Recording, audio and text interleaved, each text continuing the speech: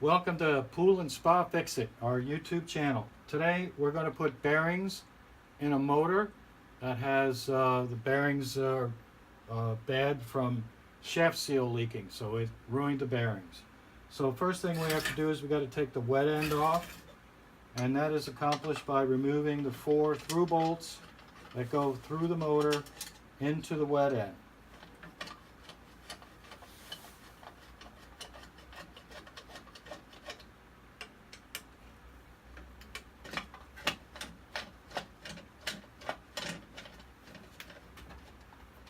I've already taken off the impeller from the shaft so that we can just take that off.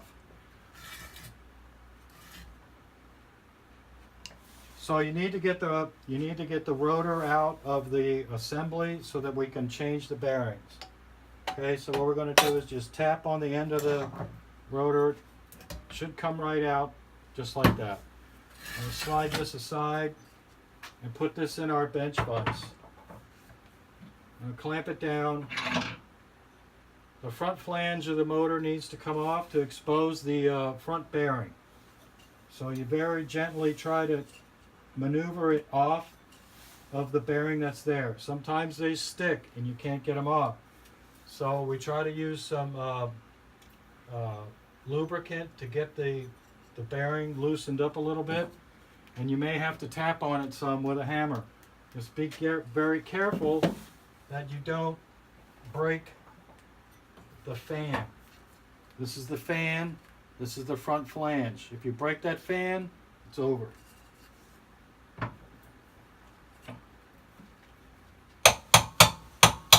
So as you're tapping on this, you want to rotate the front flange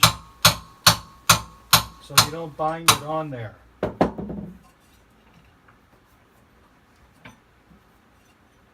So it's coming off. When we get that off, a couple of pieces of equipment that you'll need to do this.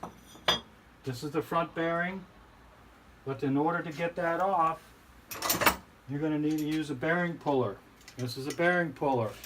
It grips around the bearing on side to side, and the threaded shaft goes up against the front of the shaft, so you just use that to pull the bearing off.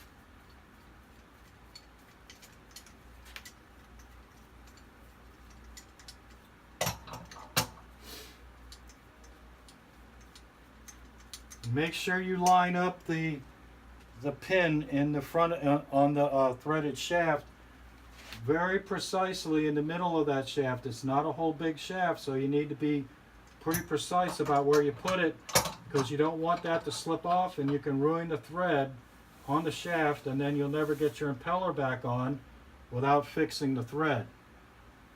So we're going to apply pressure to the shaft and pull that bearing off of there just like that.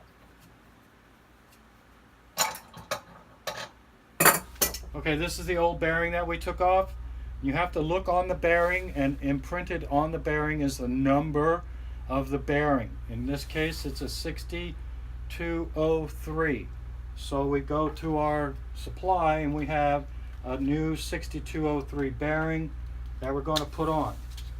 So when you do that, you slip the bearing over the shaft to where the collar is for the bearing. At that point, you need to use a bearing installer, so it kind of gives you equal pressure all the way around on the bearing, so that we don't hit the inside of the bearing, we hit the middle. And we're going to just tap that on there lightly.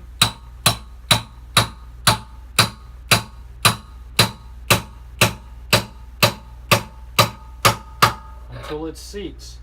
It'll seat up against the larger end of the shaft where it can't go any further. So we've already replaced the rear bearing. We got that on there, that's brand new, and that has a bearing keeper behind it, so we line up the end with the bearing with the keeper, and we don't smash the keeper and move the bearing on the shaft too far. So after that, we're going to put the front flange back on. Most of the time the inside of the front flange is going to have crud in there that needs to be cleaned up, and at that point you can put a little bit of anti-seize lubricant on there, so that next time you go to take it off, if you do have a next time, you can get it off a little easier. So that's what I do. I put some anti-seize lubricant on there, paint it up nice, and we're going to put the flange back on. Now this flange does not have any keepers to hold it up against the bearing, but that's just the way that this one was made. So we're going to reinstall the front flange, and that's that. We're going to get the front flange on as far as it'll go. You can see down in there, that's where we're going to stop, because that's as far as the bearing goes inside the front flange. Okay, so with that being done, we're going to reinstall the rotor back inside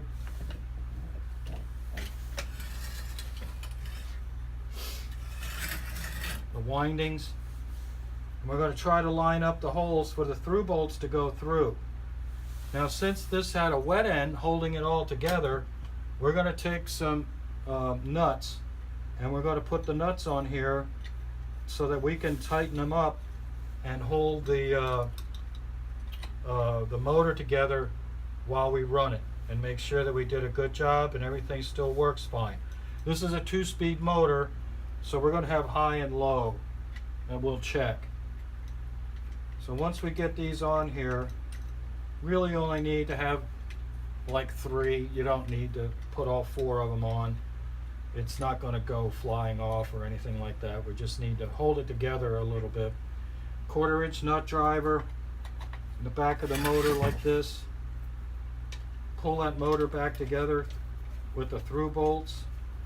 We're going to do one side, then we're going to cross over to the other side, so we pull it together evenly. And as we're tightening these, we're going to spin the shaft so that we know we're not bound up inside the motor. So we'll tighten up the last one here. Get them good and snug. This is the one that we don't have a bolt on, but you can just leave it there. Get them good and snug. And then we're going to connect the power. For the 2-speed motor, you have a common wire connection, and you have a high and a low. So right now we're just going to run it on the high. Look at your motor tag. That'll tell you which is your common and which is your high speed. So common is number 5, high speed is number 1.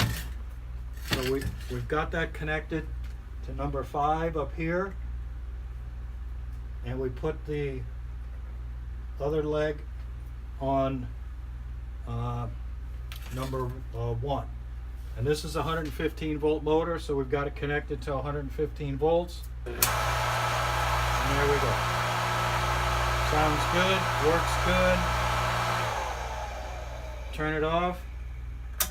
Take the high speed wire, move it to the low speed. And there's our low speed. Everything works great. Now we can put back together the wet end, put the impeller on with a new shaft seal. Done deal. Thanks for watching our YouTube today. Have a nice day.